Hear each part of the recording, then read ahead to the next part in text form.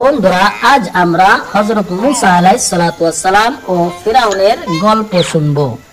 মুসা আলাইহিস সালাতু ওয়াস সালাম যখন দ্বীনের দাওয়াত নিয়ে ফিরাউনের কাছে গেলেন, তখন ফিরাউন তার দ্বীনকে গ্রহণ না করে মুসা আলাইহিস সালাতু ওয়াস সালামের বিরুদ্ধে লেগে গেলেন এবং হযরত মুসা আলাইহিস সালাতু ওয়াস সালামকে সে হত্যা করার চেষ্টা করলেন।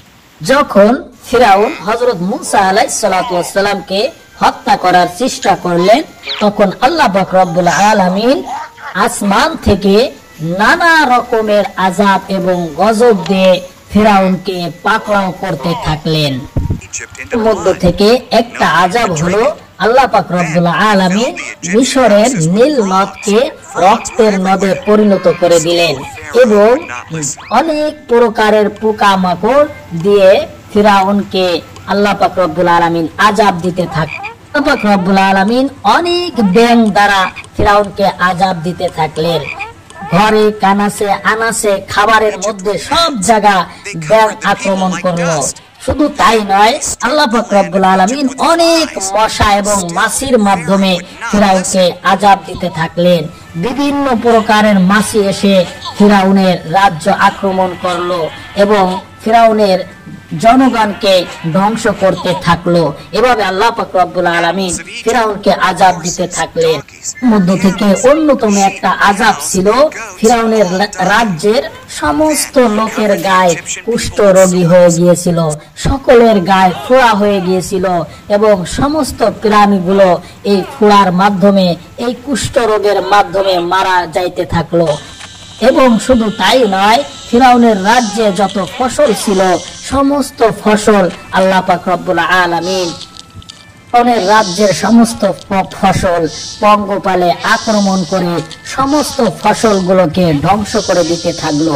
এভাবে আল্লাহ পাক রব্বুল আলামিন ফিরাউনের রাজ্যকে আস্তে আস্তে করে আযাব দিয়ে ধ্বংস করতে থাকলো। সমস্ত ফসলগুলো সে পঙ্গপাল এসে সমস্ত ফসলগুলো খেয়ে ফেলে এবং ফিরাউনের রাজ্যে অনেক অভাব অনটন দেখা দেয়। আল্লাহ পাক রব্বুল আলামিন আরেকটা আযাব দিলেন যে হঠাৎ করে সমস্ত রাজ্য অন্ধকারে আচ্ছাদিত হয়ে যায়, সূর্যের কোনো দেখা নাই। এভাবে দিনের পর দিন অন্ধকারে সবাই আচ্ছন্ন থাকে এবং আল্লাহ পাক রব্বুল আলামিন এইভাবে ফিরাউনের রাজ্যে যে জনগণগুলো তারা আল্লাহকে অস্বীকার করেছিল তাদেরকে আযাব দিতে থাকে। এরপর ফিরাউনের জনগণ তাদের ঘর বাড়ি পুনরায় নির্মাণ করতে থাকে এবং তাদের ঘর বাড়িতে রং করতে থাকে, তাদের বিল্ডিং গুলো পুনরায় করতে থাকে। এইভাবে ফিরাউনের রাজ্য এরপর এক আল্লাহ পাক রব্বুল আলামিন আযাবের মাধ্যমে ধ্বংস করতে থাকেন। আল্লাহ পাক রব্বুল আলামিন দেখিয়ে দিতেছেন যে আল্লাহর সঙ্গে পাল্লা দিলে আল্লাহ কাউকে ছাড় দেয় কিন্তু আল্লাহ ছেড়ে দেয় না। এভাবে ফিরাউনকে আল্লাহ ধরতে থাকলেন। এরপর ফিরাউন যখন অতিষ্ঠিত হয়ে গেল, তখন রাগে ক্ষোভে একেবার হযরত মুসা আলাইহিস সালাতু ওয়াস সালামকে হত্যা করবে সেই সিদ্ধান্ত নিয়ে নিলেন। যখন ফিরাউন মুসা আলাইহিস সালামকে হত্যা করার জন্য পিছু নিলেন, হযরত মুসা আলাইহিস সালাতু ওয়াস সালাম নীল নদ পার হয়ে গেলেন। ফিরাউন পার হতে গেলেন, আল্লাহ তাকে ডুবিয়ে দিলেন। এভাবে ফিরাউন শেষ হয়ে গেল।